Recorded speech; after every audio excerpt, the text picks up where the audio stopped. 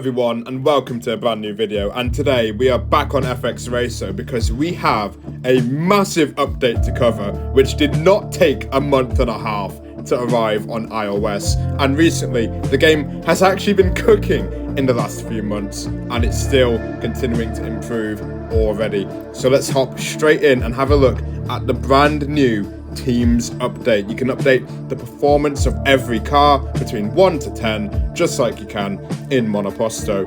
But the only problem I really have with the new performance stat is that you can't give two cars the same level of performance. But to be fair, it probably will change at some point in the future. And obviously, a big shout out to the FX Racer Discord server, who have worked so hard already to make liveries for all the different teams and even fantasy liveries and ones used in the past.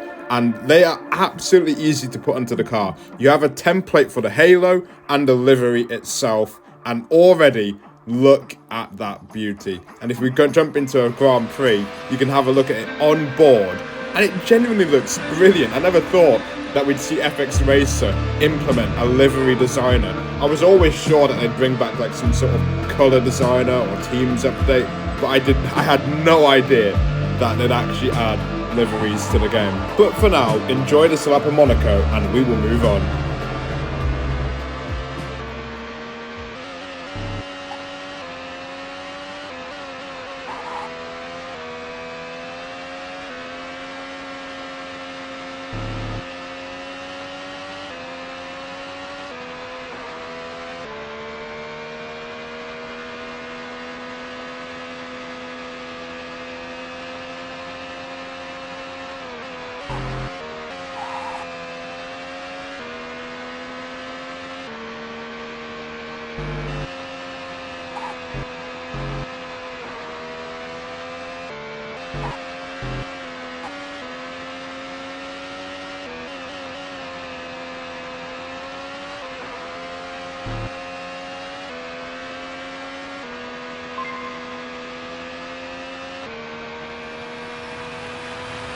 So, there you go, a lap of Monaco. Pretty terrible lap. I don't really play the game enough to actually be able to sweat the best kind of lap time possible.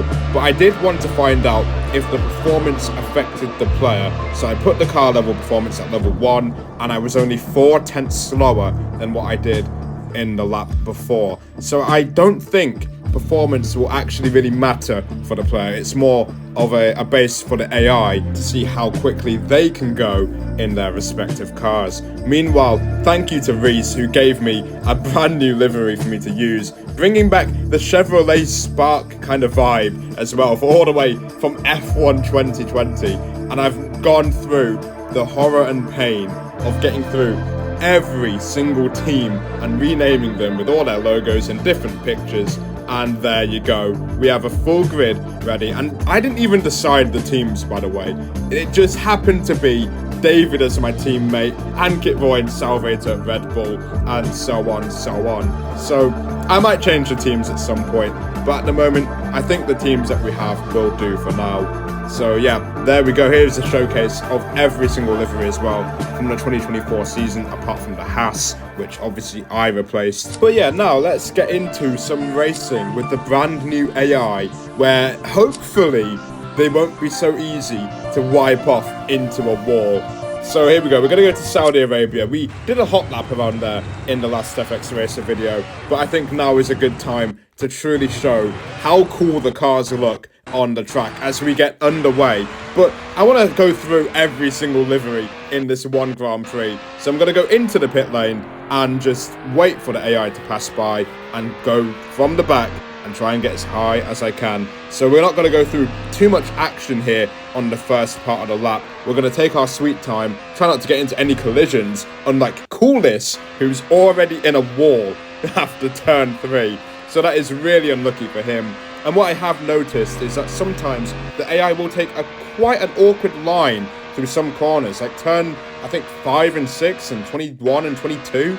The AI kind of go very wide and cut straight back into the circuit, allowing you to get a better run than them and just fly on by. But you have to be careful because it will be far too easy to make contact, like there, with Dre very nearly hitting the right rear tyre of the Alpine. But at the moment, there's been no terrorism from myself, so that is very good as we end lap 2 in the slipstream here, going to the outside, and Edwan hardly left me even an inch of room on the outside line. I take no responsibility for that. He's in a wall and I'm up into P15. Meanwhile, up ahead, Dre going very wide at turn 3. I cut inside and take the racing line. Up into P14 we go.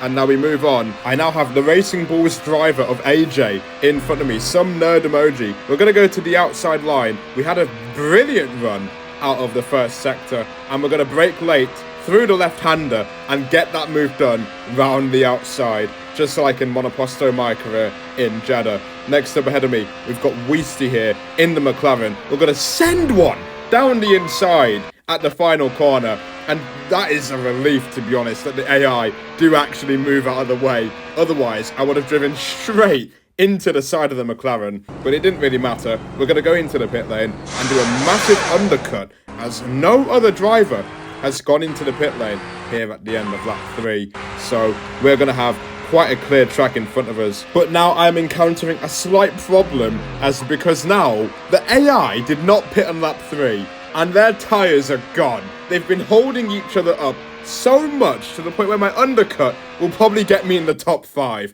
So I may as well go into the pit lane again, start the challenge from last to question mark from lap 4 and see how far I can get. I don't want it to be too boring where we just undercut the entire field and then gain through that. No, we've got to actually do some overtaking. We're nearly 3 wide in the pit lane and I'm able to get ahead of the Mercedes and very nearly again collide with Dre. He's very bored. He's really looking for a collision, I'm sure you can tell.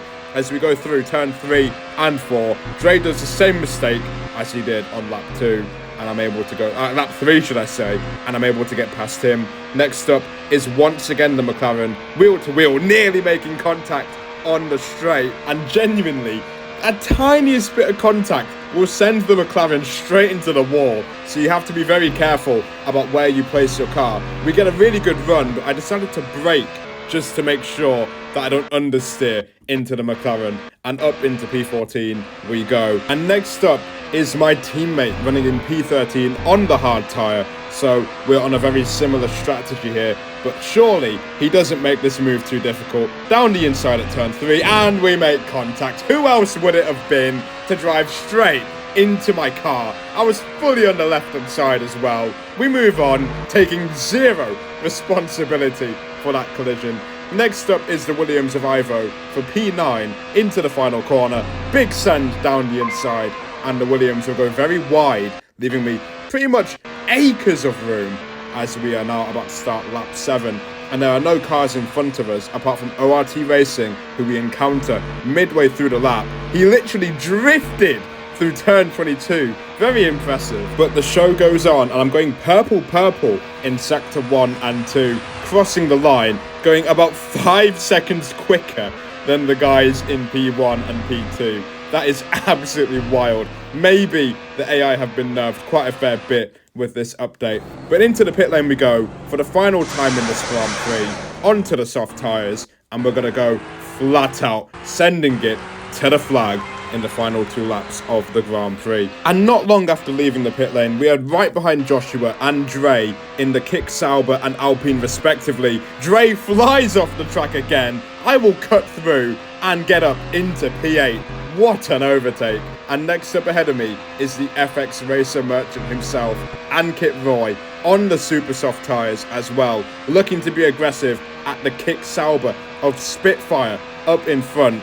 I will try and have a look on the outside line, but there's no way I can even match that Red Bull straight line speed. Into the final corner, he will send one. DRS enabled, Ankit Roy will tuck in behind in the slipstream, and now I have my chance to try and get ahead. On the outside line, we could be 3 wide going into turn 1. I decided to back out. There was very nearly contact made with the Red Bull and the Kick Sauber, and now me and him going wheel to wheel into turn 3. I decide to cut inside. We make a bit of contact, but somehow Ankit Roy keeps the car under control and just about stays ahead of me here. Through the S section we go. I find a gap on the inside. It will turn to the outside, and that is moved on up another place and 1 place away from the top 5. What a battle with the FX Racer Merchant. Now, going through turn 22, I send the car through, flick it left, flick it right, and now, alongside Spitfire, side by side, down the big straight.